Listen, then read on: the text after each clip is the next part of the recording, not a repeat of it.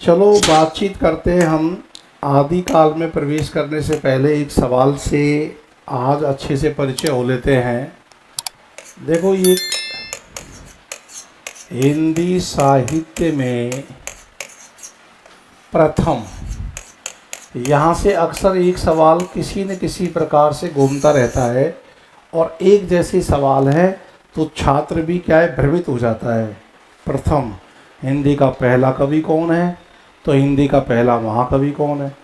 खड़ी बोली हिंदी का पहला कवि कौन है? तो खड़ी बोली हिंदी का पहला समर्थ कवि कौन है? तो खड़ी बोली हिंदी का पहला महाकवि कौन है? ये सब के सवाल देखो, तुम कितनों के जवाब देते हो बताओ।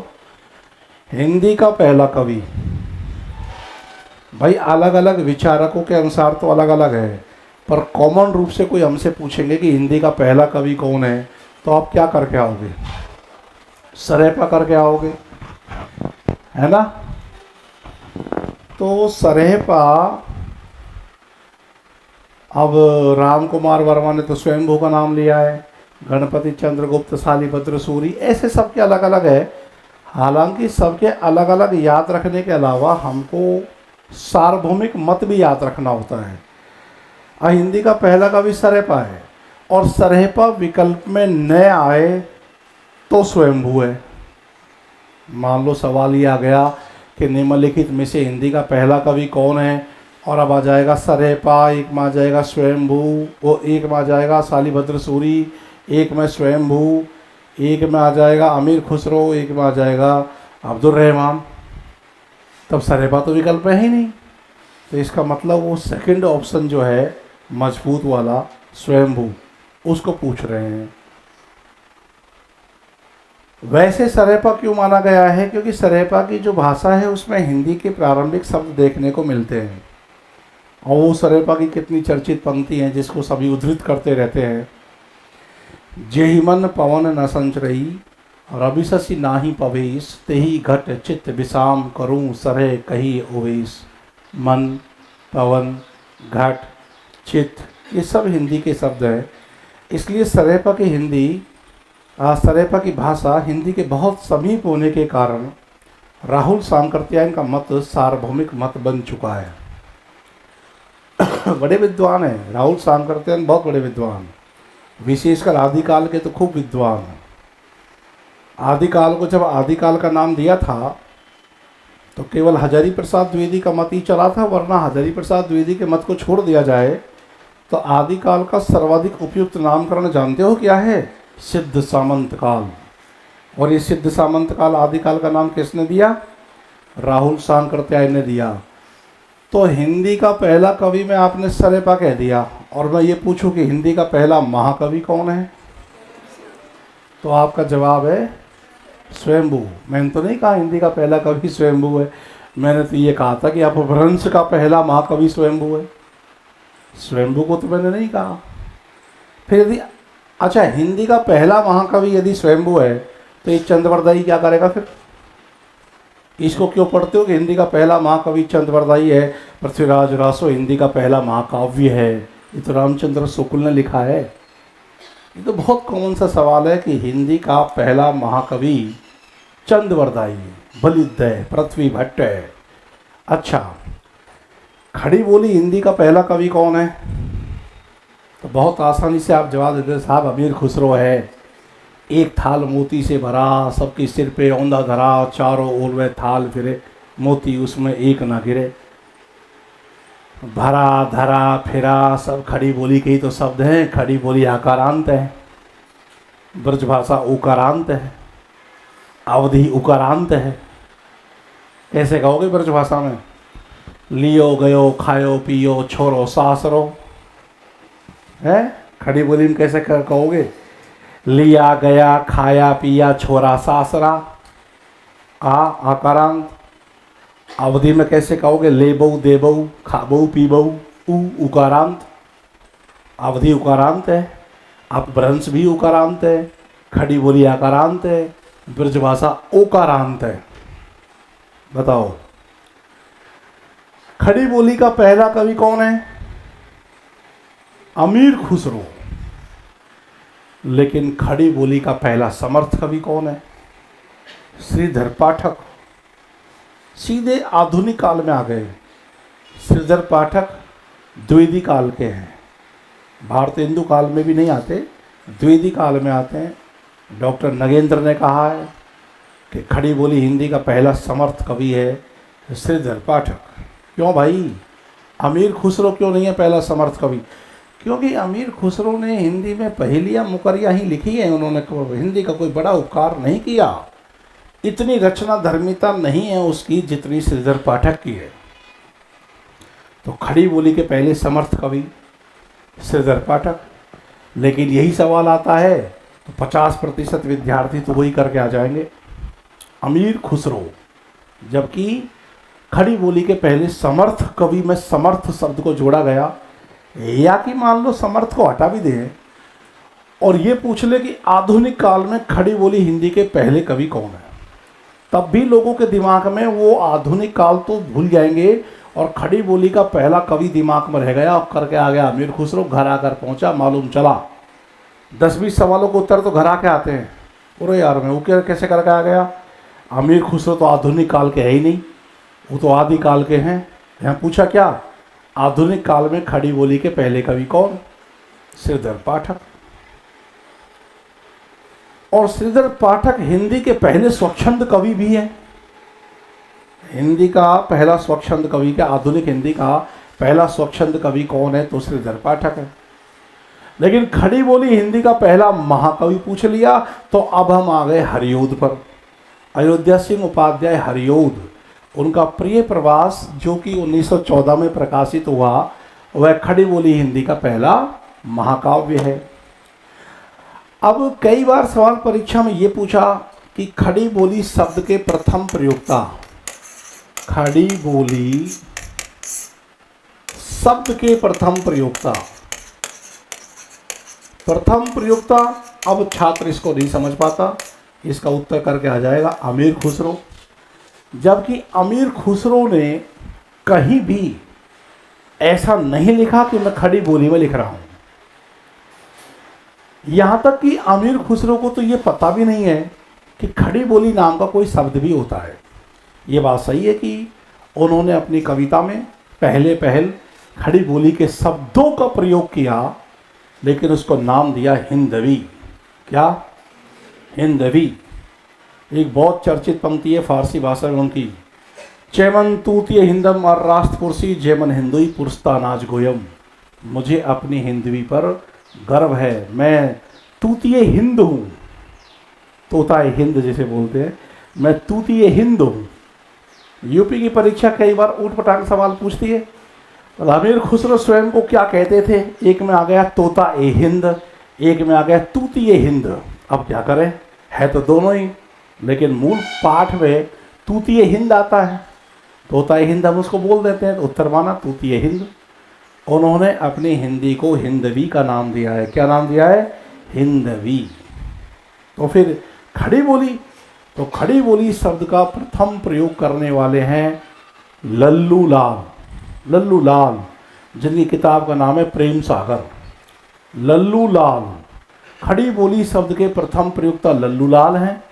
खड़ी बोली शब्द के द्वितीय प्रयोक्ता सदल मिश्र हैं। और ये आधुनिक फोर्ट विलियम कॉलेज से संबंधित लेखक चतुष्ट में आते हैं। उन्होंने लिखा है प्रेम सागर में, मैं खड़ी बोली छूट और किसी पुट में नहीं लिखूंगा। तो खड़ी बोली शब्द के प्रथम प्रयोक्ता कौन है? लल्लू लाल है।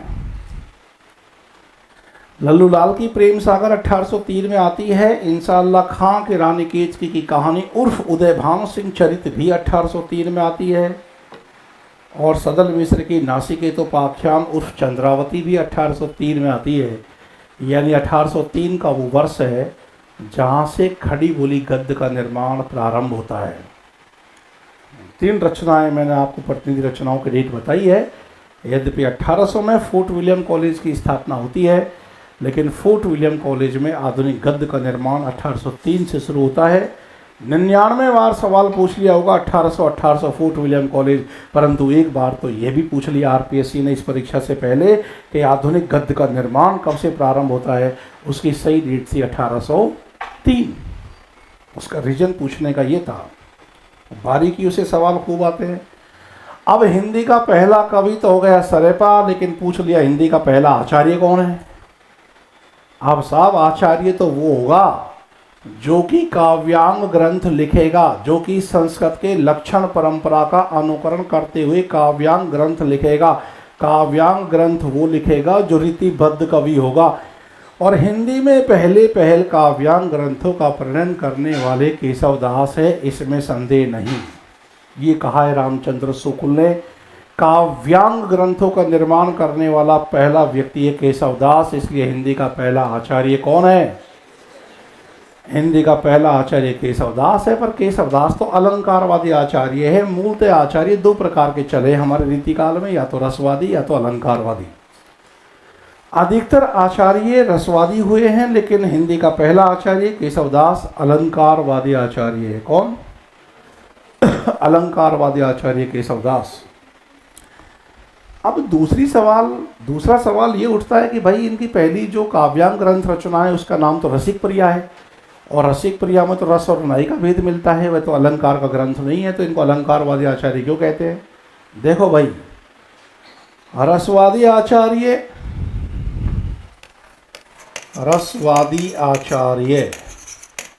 और अलंकारवादी आचार्य कैसे कहते हैं कि ये रसवादी आचार्य है या ये अलंकारवादी आचार्य है? जैसे चिंतामणि त्रिपाठी हिंदी का पहला रसवादी आचार्य है, केशवदास हिंदी का पहला अलंकारवादी आचार्य है।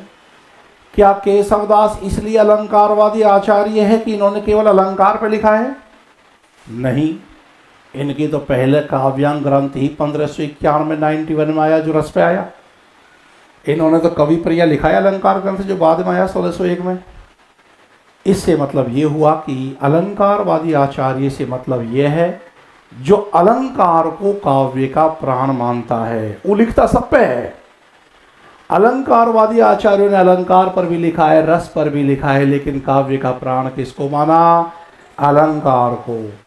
रसवादी आचार्य में जैसे चिंतामणि त्रिपाठी है, लिखने को उसने रस पे भी लिखा, लिखने को उसने अलंकार पर भी लिखा, लेकिन उन्होंने काव्य की आत्मा रस को माना है। तो जो भी काव्य की आत्मा अलंकार को मानेगा वो अलंकारवादी आचार्य, जो भी काव्य की आत्मा रस को मानेगा वो रसवादी आचार्य है।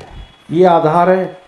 ये आधार नहीं है कि भाई अब आप हमको ही देखो ना, अब मैं गणेश जी का भक्त हूँ, लेकिन इसका मतलब ये थोड़ी है कि मैं हनुमान जी की पूजा नहीं करूँगा। है पूजा मैं सबकी करूँगा, लेकिन आके कहाँ टिक जाऊँगा? ओम गणेशाय नमः। इसका मतलब कि मैं गणेश जी का भक्त हूँ, तो इसी ही कहाँ साबित हुआ कि मैं हनुमान जी का विरोधी हूँ? नहीं हुआ ना। तो इसका मतलब यही हुआ कि जो काव्य की आत्मा जिसको मान रहा है वह उसी विचारधारा का आचार्य है। अब तुम देखो, चलो ये तो पद की बात हुई। आपने याद किया कि हिंदी का पहला कवि सरेपा है, आपने याद किया कि हिंदी का पहला महाकवि चंद्रवरदाई है, आपने ये भी याद किया खड़ी बोली हिंदी का पहला कवि अमीर खुसरो है।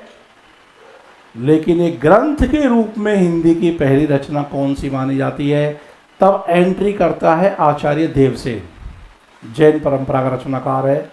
और देवसेन की श्रावकाचार 933 ईस्वी में ये रचना आई थी, 10वीं सदी में। और एक ग्रंथ के रूप में हिंदी की पहली रचना कौन सी मानी गई? उत्तर है श्रावकाचार। बिल्कुल नया सवाल। गद्य की बात करो, खड़ी बोली का पहला गद्य ग्रंथ कौन सा है? हमने याद कर लिया कि साहब गंग जो अकबर के दरबारी थे उसने लिखी है चंद छंद वर्णन की महिमा। ये तो ऐसा कह देते हैं कि महिलाएं बहुत ज़्यादा संवेदनशील होती है, पुरुष में पुरुषत्व होता है, वो कठोर होता है। लेकिन एक जो किसकी पत्नी थी, वो पागल सुल्तान की पागल बेगम, जहांगीर की पत्नी नूरजहां। नूरजहां की माता का नाम था असमत बेगम, जिसने सेंट बनाई और फैशन ड्रेसिंग है। उस नूरजहां ने, इतनी बेकार महिला थी, गंग कवि को हाथियों से चिरवा के मार दिया। कवियों ने क्या बिगाड़ा है किसी का?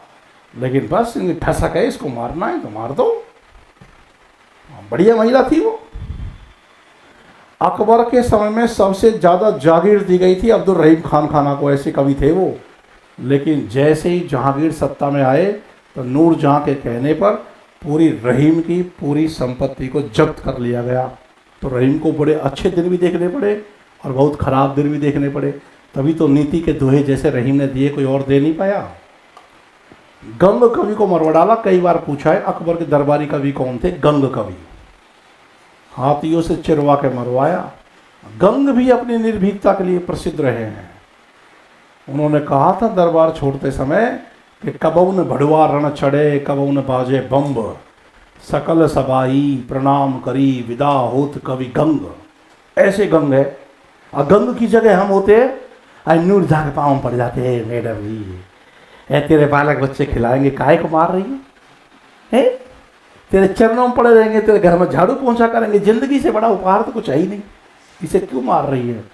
लेकिन कबू ने भड़वा रण छड़े, कबू ने बाजे बम्ब, ये कह के निकला दरबार से, मरवा दिया। गंग जैसे कवि के लिए शुक्ल के इतिहास में एक शब्द आया जो फिर कभी किसी कवि के लिए नहीं आया, कि ये अपने समय के प्रधान कवि थे। प्रधान कवि फिर शुक्ल ने कभी किसी कवि के लिए नहीं कहा। और ऐसे सवाल तो आते हैं कि आचार्य शुक्ल ने किस कवि को प्रधान कवि घोषित किया? कवि गंग। और ये वास्तव में कितने बड़े कवि रहे होंगे कि आप ये देख सकते हो कि खड़ी बोली का जब पहला गद्य ग्रंथ की बात आती है तो चंद छंद वर्णन की महिमा। अब ऐसे मत कर लेना छंद आ गए तो चंद वरदान लिखा है। चंद छंद वर्णन की महिमा खड़ी बोली गद्य का पहला ग्रंथ है जो कि गंग ने लिखा है। लेकिन अब इस प्रसंग में थोड़ा सा ऐसे झोल दे दिया जाए कि खड़ी बोली गद्य का पहला प्रौढ़ या परिमार्जित ग्रंथ कौन सा है? अब उत्तर चला जाएगा राम प्रसाद निरंजनी की तरफ, भाषा योग वशिष्ठ। और अब पूछ लिया कि आधुनिक काल में खड़ी बोली का गद्य ग्रंथ बताओ पहला, तो लल्लू लाल का प्रेम सागर। अब देख लो आप, एक जैसे सवाल हैं लेकिन सबके जवाब अलग अलग हैं। हिंदी का पहला काव्यांग ग्रंथ का नाम बताओ, तब उत्तर हो जाएगा रसिक प्रिया। और रीतिकाल की पहली रचना बताओ, तब तो दूसरा ही उत्तर हो जाएगा, चिंतामणि त्रिपाठी की रचना है रस विलास। रीतिकाल की अंतिम रचना बताओ, तब तो ग्वाल की रसरंग। ऐसे ये जो पहला अंतिम का झमेला है। एक सवाल यहाँ से आता है तो एक दो पन्ने में सब सवाल इकट्ठे हो जाएंगे। तो आप ऐसे टॉपिक बना दो ऊपर, हिंदी साहित्य में प्रथम, हिंदी साहित्य में प्रथम, टॉपिक का नाम यही रहेगा, हिंदी साहित्य में प्रथम। अब सवाल बना करके उत्तर उनके सामने लिखते चलो। जैसे क्वेश्चन नंबर 1, या ऐसे सीधा एरो ही खींच लो, क्वेश्चन लिखने की भी क्या जरूरत है।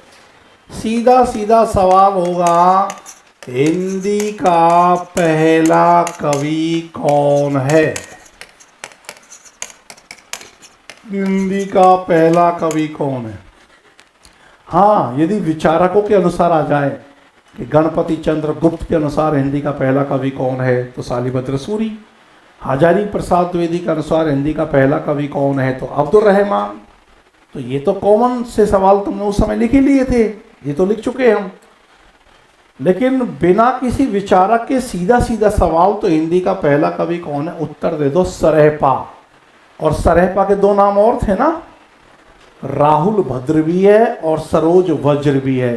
ये राजस्थान सेट परीक्षा में आया था सवाल कि राहुल भद्र किस कवि का ही दूसरा नाम है, सरहपा का। इसका उत्तर हो गया सरहपा।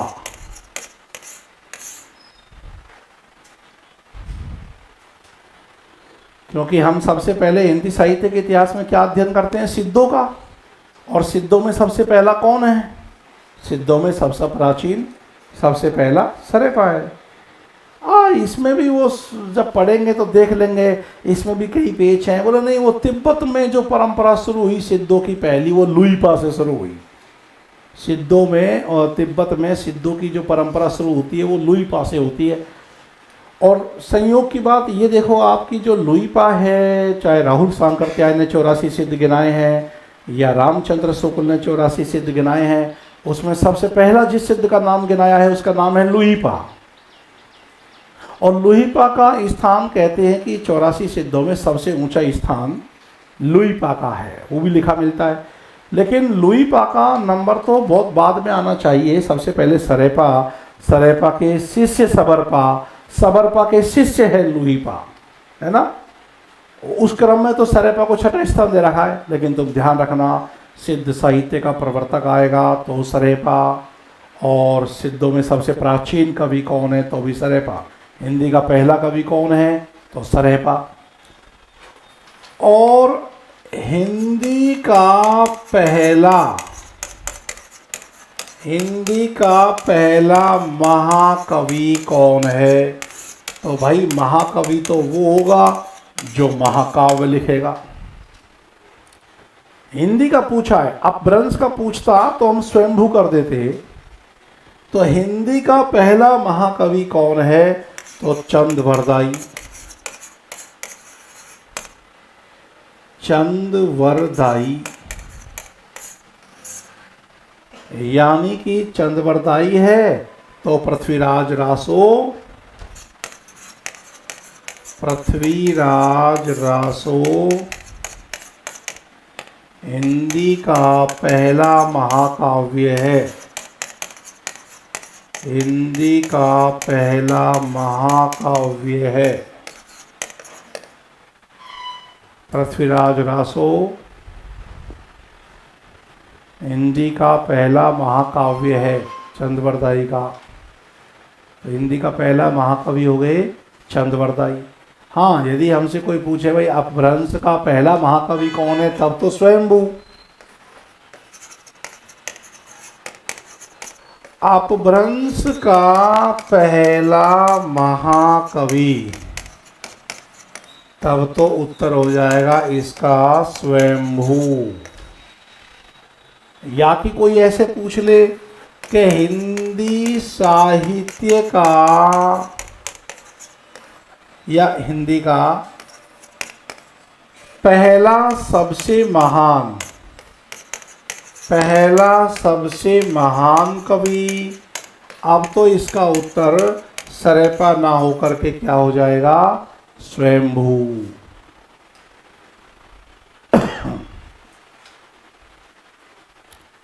अपभ्रंश का यदि पहला महाकवि स्वयंभू है तो अपभ्रंश का अंतिम महाकवि चंदवरदाई है। अपभ्रंश का अंतिम महाकवि चंदवरदाई। अपभ्रंश का पहला महाकवि स्वयंभू है तो अपभ्रंश का अंतिम महाकवि चंदवरदाई है, क्योंकि चंदवरदाई के पृथ्वीराज रासों में या अपभ्रंश, भट्ट, पुरानी, हिंदी सब तो मिलती है। लेकिन सवाल की भाषा यदि ये होती है, एक ग्रंथ के रूप में हिंदी की, एक ग्रंथ के रूप में हिंदी की प्रथम रचना कौन सी मानी जाती है? अब उत्तर हो जाएगा देवसेन का श्रावकाचार। देवसेन का श्रावकाचार, और ये 933 ईस्वी में आया और इसमें कुल 250 दोहे मिलते हैं। ये दोनों ही सवाल काम के हैं, दोहों की संख्या भी सवाल है। 933 ईस्वी में लिखा गया, तो मतलब ये तो 10वीं सदी की रचना हो गई, श्रावकाचार। ये जैन धर्म में जो भिक्षु भिक्षुणी हैं, इनको श्रावक और श्राविका कहा जाता है। तो गृहस्थ जीवन का पालन करते हुए कैसे जैन धर्म के सिद्धांतों का विकास किया जाए, वो सब इस रचना में मिलता है। तो देवसेन का श्रावकाचार उत्तर हो जाएगा। यदि पूछा जाएगा कि एक ग्रंथ के रूप में हिंदी की प्रथम रचना कौन सी मानी जाती है, और ये कंठस्थ याद कर लो, 933 ईस्वी श्रावकाचार का समय है। 933 ईस्वी कौन सी सदी हो जाएगी? 10वीं सदी का पूर्वार्ध हो जाएगा। इसमें पूछेंगे दोहों की कुल संख्या कितनी है? 250 दोहे मिलते हैं इसमें। खड़ी बोली हिंदी का पहला कवि, तो खड़ी बोली हिंदी का पहला कवि कौन है? तब इसका उत्तर हो जाएगा अमीर खुसरो। पूरा नाम तो इनका यमीनुद्दीन अबुल हसन अमीर खुसरो है। अबुल हसन अमीर खुसरो। कोष्टक में लिख लो इनका जो वास्तविक नाम है, वास्तविक नाम ये है अबुल हसन। अबुल हसन इनका वास्तविक नाम है। अमीर खुसरो का, हाँ, सुप्रभात दिनेश सैनी। तो अबुल हसन इतना से याद रख लो, पूछते रहते हैं कि भाई इनका वास्तविक नाम क्या है, तो अबुल हसन है। तो खड़ी बोली का पहला कवि, लेकिन ध्यान देना इन्होंने अपनी खड़ी बोली को खड़ी बोली नहीं कहा, बल्कि हिंदवी शब्द का प्रयोग किया है। ध्यान रहे कि अमीर खुसरो ने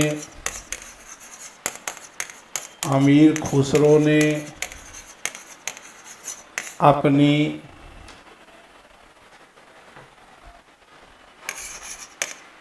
बोली को हिंदवी कहा है। हिंदवी कहा है। और खड़ी बोली का पहला समर्थ कवि सवाल उठे या आधुनिक काल में खड़ी बोली का पहला कवि पूछे तो श्रीधर पाठक। खड़ी बोली हिंदी का पहला समर्थ कवि। अब इसका उत्तर हो जाएगा श्रीधर पाठक।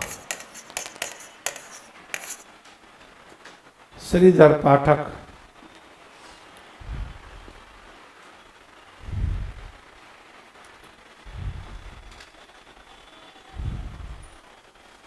श्रीधर पाठक। या कि इसको ऐसे पूछ ले कि आधुनिक काल में खड़ी बोली हिंदी का पहला कवि कौन है, तो अब आधुनिक काल में तो अमीर खुसरो आते नहीं है। आधुनिक काल में खड़ी बोली हिंदी के पहले कवि, खड़ी बोली हिंदी के पहले कवि, अभी इसका उत्तर श्रीधर पाठक ही होगा। हिंदी का पहला स्वच्छंद कवि भी श्रीधर पाठक है।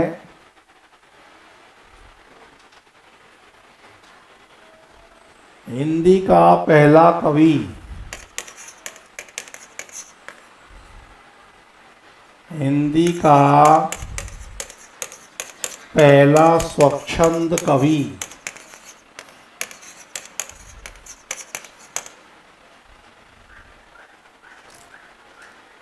तो हिंदी का पहला स्वच्छंद कवि, इसका भी उत्तर श्रीधर पाठक। एक बार विनोदी प्रसंग चल रहा था, उसमें इन्होंने कहा कि लिखो करो न लेखनी बंद, श्रीधर सम सब कवि स्वच्छंद। इन्होंने अपने आप को स्वच्छंद कवि घोषित किया। अब आपने लिखा खड़ी बोली का पहला कवि, तो खड़ी बोली का पहला कवि तो कौन हो गया? अमीर खुसरो हो गया।